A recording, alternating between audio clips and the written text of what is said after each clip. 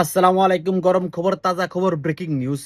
ক্রিক info একটু আগে প্রায় ঘন্টা ২ এক আগে আমি খেয়াল করিনি এতক্ষণে যে তারা একটা নিউজ করছে যে আইসিসি বাংলাদেশের দাবি মাইনে নেয় নাই।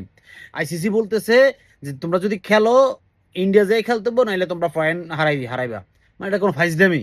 মানে এটা ফাইজলামি? মানে ফাইজলামি ছাড়া কিছু না। ক্রিক ইনফো যদি ঘটনা যদি সত্য হয়, আবার ক্রিফুন কবে এটাও দাবি করছে যে তারা নাকি বিসিবির সাথে যোগাযোগ করছে, বিসিবি করছে যে এরকম কোনো সংবাদ তাদের কাছে নাই, তাদেরকে এরকম সংবাদ আইসিসি জানায় নাই।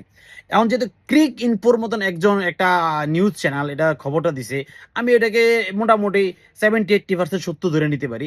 আবার বিসিবি যেহেতু বলছে তারা এখনো পায় নাই, হয়তো তার কাছে ইমেল এখনো আসে নাই, যেহেতু ইএসপেন ইএসপেন যে ক্রিক ইনফো যে এটা যেটাকে বলতেছি ইএসপেন অনলাইন, যেটা এটা হলো ইন্ডিয়ান একটা তাহলে এটা তারা সত্য কথা তারা বলতেই পারে, তাদের কাছে খবরটা থাকতেই পারে।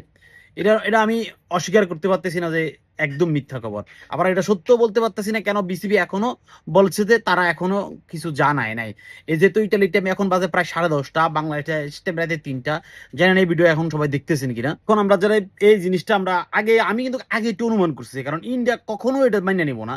বাংলাদেশের এই যে বাংলাদেশের সাহসী পদক্ষেপ ইন্ডিয়া কখনো মেনে নেব না, কারণ তারা মাইনে নিলে তারা যে নত হয়ে যাবে সারা ক্রিকেট বিশ্বের কাছে, এটা তারা জানে। আর যেহেতু আইসিসির প্রেসিডেন্ট ইন্ডিয়ার এক পাওচাটা গোলাম, তাহলে ইন্ডিয়ার সেই এখন আমরা এটা কখনোই তারা আমাদেরকে পক্ষে নিবে না, এটা জানে তারা।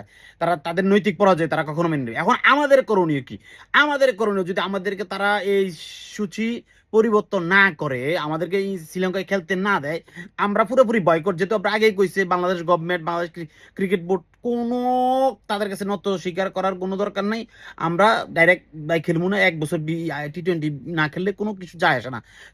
অদূর ভবিষ্যতে আমরা যেহেতু আইপিএল নিষিদ্ধ, আমাদের বাংলাদেশে কোনো বিশ্বকাপ খেলা দেখানো হবে না। অবশ্যই বাংলাদেশ সরকার অথবা যে ক্রিকেট যে টিভি চ্যানেলগুলা এই এটা দায়িত্ব আছে, তারা কবে যেহেতু আমাদের বাংলাদেশ নেই, আমরা এটা দেখাবো না, এই বিশ্বকাপ আমরা দেখাবো না।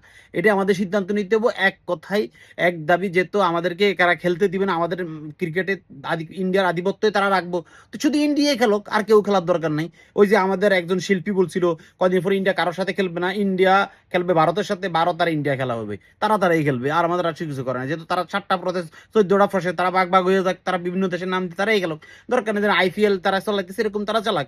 তারা যেহেতু ক্রিকেটটা সারা বিশ্বে ছড়াইতেছে, তাদের আধিপত্য ধরে রাখতেছে, তাদের মতন একজন উগ্র রাষ্ট্র, উগ্রপন্থী, তারা একদম ধীরে ধীরে এত উগ্রতার দিকে চলে যেতেছে, তারা মানে এটা বলা বাহুল্য। সারা পৃথিবীতে ইন্ডিয়াকে যে মানুষ হেড করা শুরু করছে, অদূর ভবিষ্যতে এই ইন্ডিয়ানদের জায়গা কোথাও হবে না, কারণ তারা এমন উগ্রপন্থী দিন দিন যাইতে আছে, এটা বলার বাহুল্য। মানে বলার মানে কোনো কথাই রাখে না। আমরা যদি ক্রিকেট বোর্ড এখানে কোনো নথি স্বীকার করে, আমরা সারা বাংলাদেশের ক্রিকেট প্রেমিক, মুস্তাফিজ প্রেমিক আর